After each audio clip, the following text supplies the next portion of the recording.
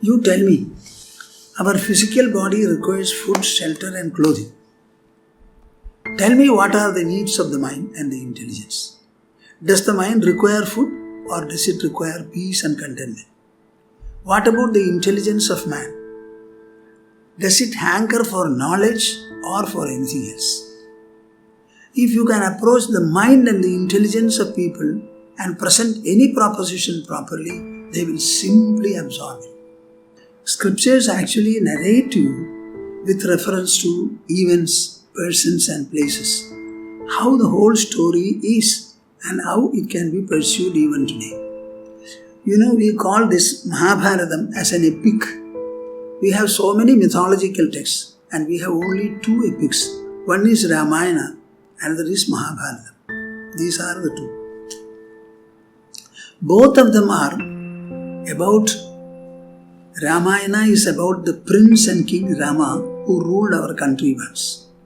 Mahabharata is also about the princess who ruled the country. So it is all their character, their behavior, their interactions, the motivations behind them and the consequences they drove themselves to. It is these that have been recorded and presented in such a manner that the reader and the listener will imbibe and inculcate values mentioned there. I would like to emphasize that the human personality is a composite one. In the composite human personality, we have two constituents. One is the external gross physical body, along with its parts. This body is a matter-energy aggregate. Both matter and energy are inert and insentient, so they cannot do anything by themselves. We are all speaking, acting, thinking, doing, interacting, not because of the body. The body has got only an instrumental role to play there. But we have the mind and the intelligence and the ego inside, forming the inner personality. That inner personality is the one which employs the body and bodily parts and conducts activities. Think of the most ancient man.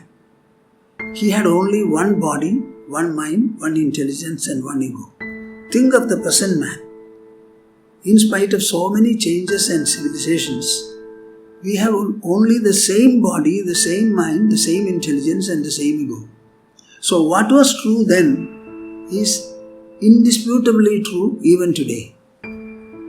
Now, so far as man's correction and improvement are concerned, it is not the body that is to be tutored. We have to tutor the mind and the intelligence. There is something called value. It is always enriching and orienting the human life and all its activities.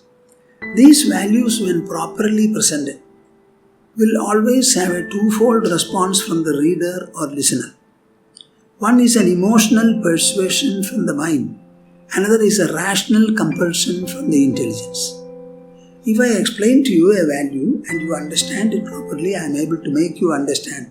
Instantly you will fall in love with it. Therein lies the success of enlightening talk.